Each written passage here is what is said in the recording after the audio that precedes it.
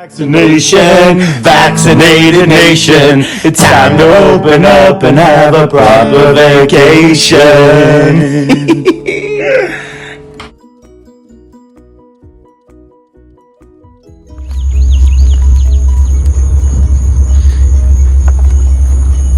Oak Alley was originally named the Bon Séjour Plantation and spanned almost 1,200 acres at its fullest. It's located on the west bank of the Mississippi River in the community of Vacherie, St. James Parish, Louisiana. Definitely the slave quarters for sure.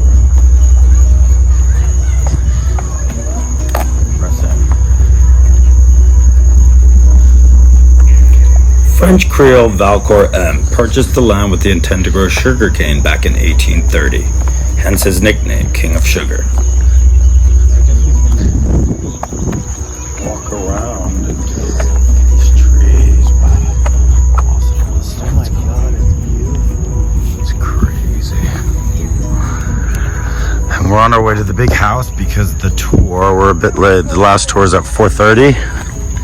Silly, like, street lamp right here sticking out of the tree. Oh, because it's open till it's open late. Didn't they say it was closing at 5? For that. I think the exhibits close at 5, but they said you can stay on the grounds until dark. But the last tour is at 4:30 at the big house, so we need to go. The big house. What's the big house? This is the big. That's what they would call the main house, I guess. The big house. In 1836, Valcour M exchanged Oak Alley with his brother-in-law, Jacques Ramond, swapping it for one of Ramond's other plantations. Jacques Ramond began building the mansion in 1837 under the oversight of George Swaney, entirely within slave labor. The mansion was completed in 1839. Ramond's father-in-law, Joseph Peely, was an architect who most likely designed it. I mean, it's so green and vast here. I just am, like, mesmerized. It looks like we're on a movie set or something. Yeah. Like, as much as we see a lot of green in the Northeast, this is totally, like, just impressive. These trees with moss all over them. I mean, this is 1,000 times better. It looks like a bunch of, like, spiders. Like, people could be, like, trippy looking at this stuff if they come in here on drugs.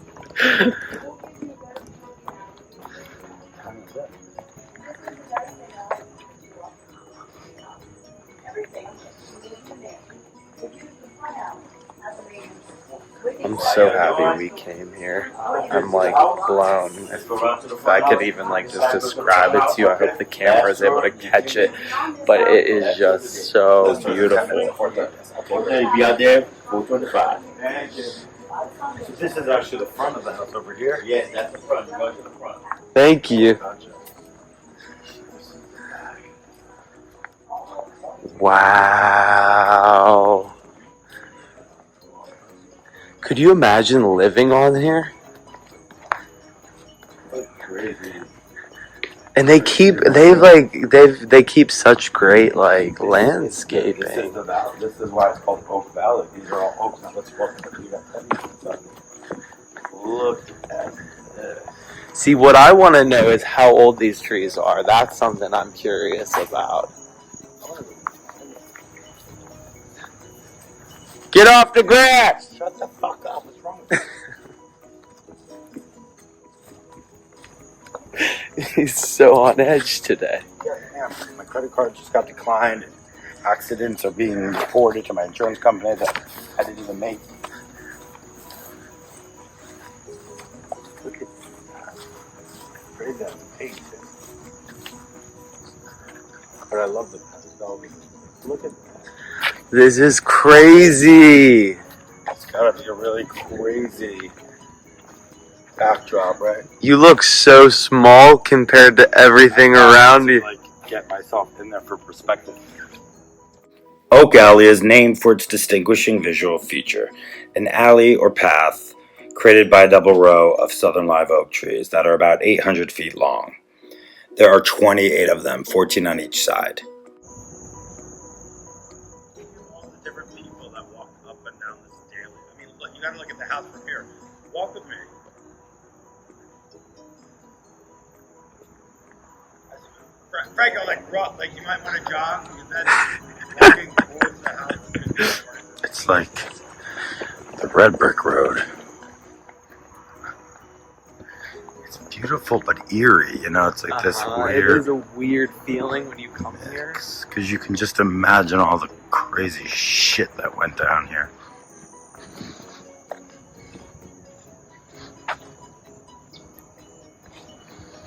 It's crazy.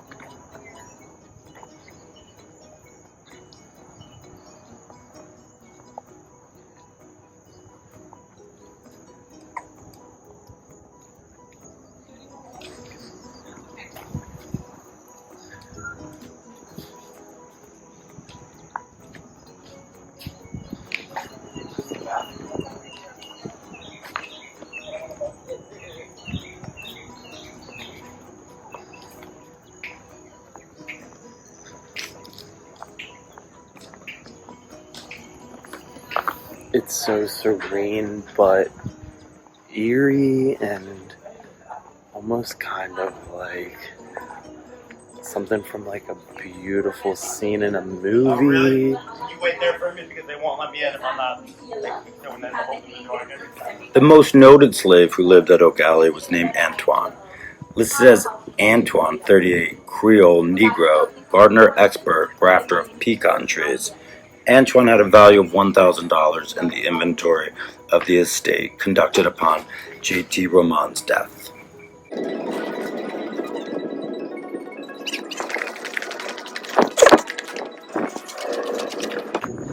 Look at that, they call it Sugar Cane Theater. I hope we're going to capture all of this when it starts.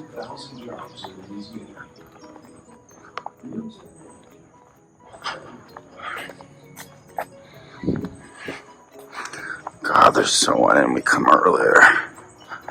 So much to take in. Antoine was a master of grafting, and in 1846 succeeded in producing a variety of pecan that could be cracked with one's bare hands. It was later named the Centennial variety when entered in competition at the 1876 Centennial Exposition in Philadelphia, where it won a prize. His trees can actually be found throughout southern Louisiana, where the pecan was once a considerable cash crop. Hurry up! They'll start it without us. Jacques Ramond died in 1848 of tuberculosis, at which point his wife Selina began managing, or mismanaging, the estate, as we learned. Her careless spending all but bankrupted the estate, so in 1859 her son, Henri, took control of the estate and tried to turn things around. You really don't get the full feel until you see people inside of this thing.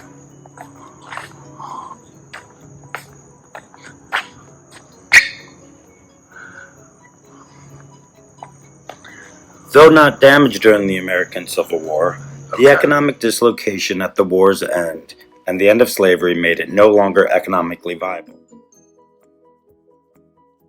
Owners that were here between the Ramonds and the Stewarts' time.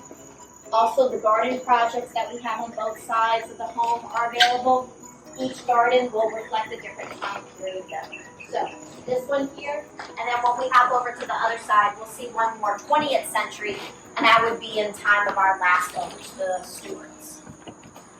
But coming around to the back part of the home, we'll have our slavery exhibit directly behind the house, but some of the cabins are starting to get locked up for the night, so you might not be able to see actually inside the cabins. But still, we do have some postage and signing around our exhibit that will explain a little bit further on the lives and living conditions of the 220 that were here at Oak Alley. So it's kind of like halfway old, still open. You'll be able to kind of read a bit more about the lives of the enslaved community there. But the one thing that did close off already was our sugarcane theater, which typically would have been on this side of the home. Inside, we would explain, showing a little 8-minute video more on the agricultural, so how sugarcane is harvested and processed. both back then as well as it is still today. We can't even walk inside there at this stage. No, I think they probably had it already locked. Now, over here, like I said, is going to be that other garden project here. This one modeled to the 20th century, the time of our last owners, the Stewarts. And you're also going to see that from this side, that the gallery does continue and it wraps completely around the home on all four sides. But we are about to come to the end of our house visit. So, although the gallery does continue on, we're actually going to come exit from the back doorway that's right over here. So, if you want to grab a photo of the garden on this side first before we come back downstairs, In 1866, Henri's uncle, Valcour M., and his sisters, Octavie and Louise, put the plantation up for auction, and it was sold for $32,800 to John Armstrong. All of the owners from Armstrong on could not afford the upkeep, and so by the 1920s it had fallen into severe disrepair. It's a little creeper.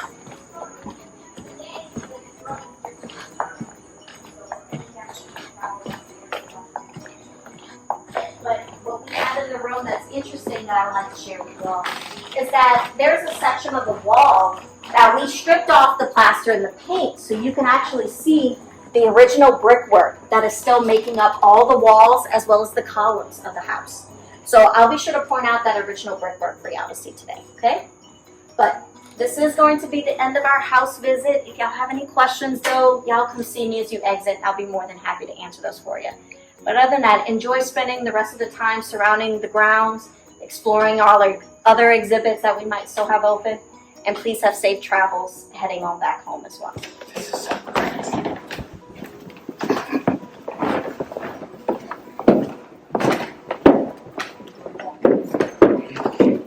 Again, gonna make a U-turn coming through here. Tucked here into this corner is where the original staircase are.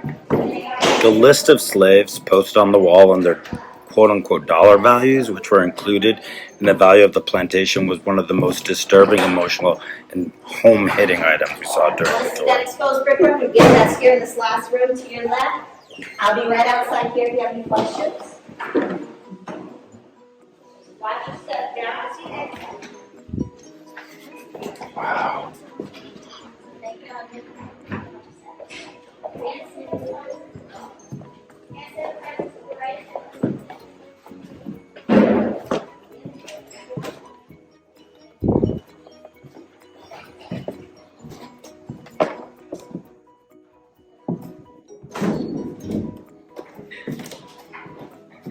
Uh-oh, I'm gonna get in trouble for this.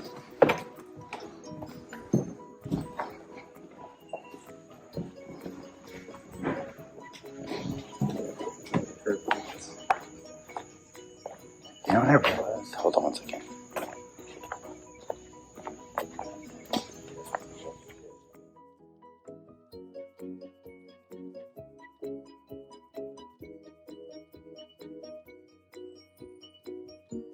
In 1925, the property was acquired by Andrew Stewart as a gift to his wife, Josephine, for $50,000, but it needed $60,000 of renovations.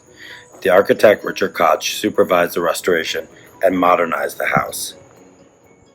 It's all very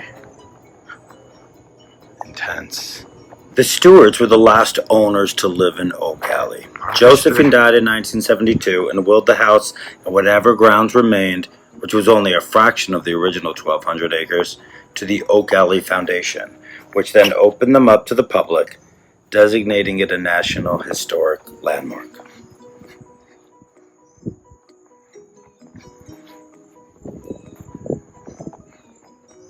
Crazy that they spoke French up until the end of the Civil War. I mean, I know it's a French-speaking Louisiana, and I know the history, but it's still kind of crazy to think how many people French was their first language, and that's what they spoke here. The grocery list was all in French. Ooh, it looks like a cardinal. Please let me get that cardinal. See that? Look at that. How beautiful. I feel like that reminds me of my dad. He loved birds.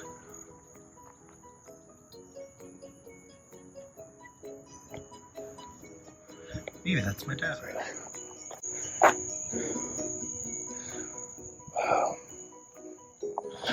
Dude, how intense, huh? Look at Louise out there. Louise was one of the children, one of the Ramon children. Louise and Henri. You okay? Yeah, it's a lot. Any final words before I shut this down? Thank you. It was a beautiful tour, and it was such a beautiful grounds. I mean, I was just mesmerized by the trees that they imported from. Did you catch where they imported these oak trees? Marvel. I don't know where the oak trees came, but I know there's 28 of them. Actually, I have it on video because I was recording when she talked about it. I know there's 28 of them, but I forget. I wasn't listening because I was so caught up in trying to take it all in. trying to sneak photography. Look Yeah, at Louise out there all by herself. We're coming for you, BB. You looked up what? I looked up shrimp and grits near me, like the best shrimp and grits, and it brought me to Creole House, which.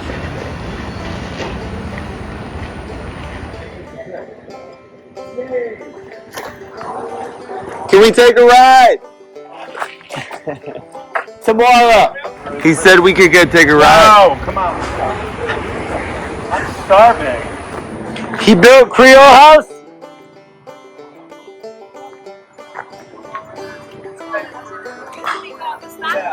It used to be called the stockpile? Is it really good? I saw the reviews, so I drove like a half an hour to get here. Oh, they got really good seafood here. I want shrimp and grits. They got seafood on this side and a little bar on that side. Awesome, thank you. I'm so glad that we came here. Thank you so much. I'm glad you came. Thank you. Have a good night. It's a beautiful. I tore down old houses from the plantation. Oh, really? I tore down old houses to build a whole place. What's your name? Eric? Eric, I'm Franco. Ryan Franco. Nice to meet you. What's your name? Danielle. Nice to meet you guys. Where are you from? We're from New York, Pittsburgh. Yeah. You know, like, I'm so glad we got out of the city and got to explore. Oh, yeah. The city, man. Like good food, you got to get out the city. Absolutely. Well, thank you. Staying in New Orleans? We're staying in New Orleans. We were in Baton Rouge, too. Okay. Yeah. All right. Yeah. But what were you going to say? I didn't mean to cut you off. Did y'all eat yet? We're going to eat right now. We're starving. I've never been hungrier. I didn't mean to scream. I was like, no, I got to eat right there. This gentleman. Once today. I'm hungry. This is actually his restaurant. Yeah, I've been to the restaurant. Eric built the place in 1985. What? And is shrimp and grits the best dish? What? Shrimp and grits? Shrimp and grits is what I'm You dying probably for. never Yeah. No. What? And is shrimp and grits the best dish? Now what? Shrimp and grits. They have shrimp and grits? So funny. You're like, what? Do they? They do have shrimp and grits, yeah, because I put in shrimp and grits near me. Old house with plantation houses. Tear that down, nail a little bit. Throw it off like that. Build it. It's a cool structure. It reminds me of like going back in time. You been inside? No, we gotta go in. Oh, you gotta go inside. Yeah. Go inside, man. Hey, well, Inside. nice to meet you, Eric. All right, you too. And Danielle. Y'all enjoy your stay. Thank you so Yeah, much. the inside. This. You like the inside, building outside. Oh yeah, I'm sure it's got some. Yes. Oh yeah, my Got a strong accent. my grandfather has a similar accent. Okay, good. Yeah. Take care, guys.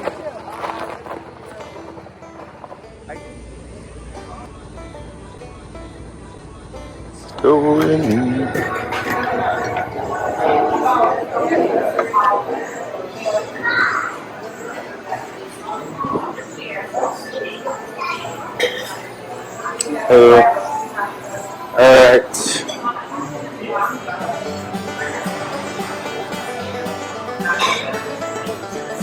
Hey, I'm so hungry. I've never been this hungry. I'm pretty sure. That's more of a bar over there.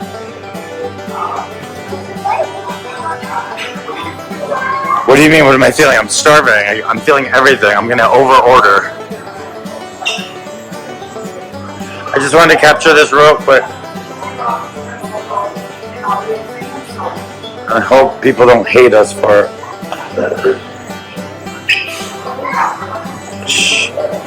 What are you feeling? Do you know that I didn't even get that on camera?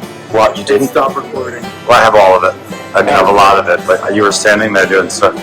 Look how cool this stuff is. Oh, There we go. And this is just loaded fries. And this is Franco being like, why am I eating again? when I don't even go to the gym anymore? I know, you're really trying to kill me. I'm not trying to kill you, I'm just trying to plump you up. Why, so you can feel better about yourself? Oh! I never! That was just cruel. Cool. No. You know the one thing I noticed whenever I first met you? I was like, me and him both like to chew with our mouths open and talk, and then also like smack our lips. And I'll tell you what, there are a lot of people that would get annoyed with me back in the day, and I'm like trying to be polite, and I'm like, oh, finally I can just do it with Bry Guy. I'm like, you don't even care because you do the same thing. Exactly. I don't know if I like to be on camera doing it though. That's the one thing. I was with Catherine and Kozak in London, or wherever we were at the time, and they came up and I'm like, what? What do I do? I really smack my face. And Kozak was like, dude, you're doing all fucking bad. It's fucking disgusting. Dude, it's fucking disgusting. You do it. And Catherine was like, quack up. And I was like, I know that I do it during December. I never thought that anybody would actually find it disgusting.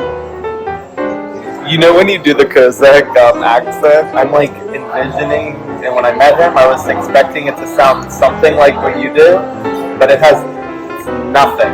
I sound exactly like him. No, it's just fucking no, disgusting. you don't. Maybe I have to talk to him like that, but he was very not like that at all. Maybe we were in a nice restaurant with his girlfriend, so he was being professional. Yeah, he was like, not nice. Or not professional, I don't know the right word, but I'm like, I don't think your accent is on, like, Kozak point. It really is.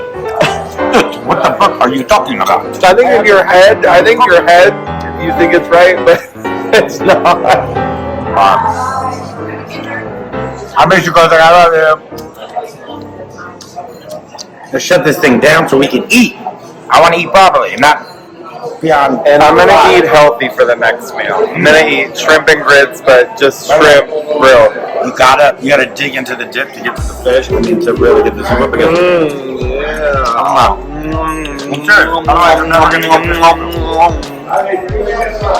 Gotta dig in there, baby. Catherine will know. Catherine and I both tried shrimp and grits a few times while we were. She met me on sabbatical. Who's this Catherine you speak about a lot? I'm just kidding. I love you. I just love how like some people are gonna be like, "Oh, Catherine this, Catherine that." Catherine, you're very, very popular in Brian's life. Just so you know. Anyway, we have our shrimp and grits, and I want more of them. And this place, I found this place because it came up as shrimp and grits near me. Google, I googled that, and this came up, and they were like, "Amazing." Anyway, that's kind of enough for known for seafood, and it is legit. So I have to go somewhere else. Next. You're like, I don't know. Okay. Sorry. We just thought you were just Where too are you cute. guys from? We're from LA. LA? Yeah. You guys are from Canada. Oh my god. Well, you know what? I'm from New York, and he's from Pittsburgh. I'm from New York originally. He's from Pittsburgh, and I also lived in London for like 14 years. So that's why we want to talk to you. So what is your name? Lexi. Okay, so you've been working at Creole House. Is your family on this? My dad owned it starting January 1st, actually. Weird. From Eric? Eric was the guy I met outside. He said Those are the two people that were on like a golf cart. I just never owned it. And I was been working here for a while, and he bought it. Oh, cool. I work every day, so decided to buy the place. Oh my god, lucky you. Well, it came up on Google search, and it was like a really high rating. And then the woman that was doing takeaway was like, "Oh my god, it's amazing." In this parish, there's only technically like 2 restaurants. Yeah. And I have family that owns the other one too. And but like after like a lot of days they're closed for hours and stuff. This one's just I feel more popular. That was kind of like for the older people. I got you. The early bird special. Yeah. Well, thank you for chatting with us. You're awesome. say my favorite is the seafood platter. Yeah. Seafood platter, that steaks are good, that burgers are good. I should have got a burger. Chicken wings are good. Yeah, you get the burger. Man, that you like burger, they get the platter.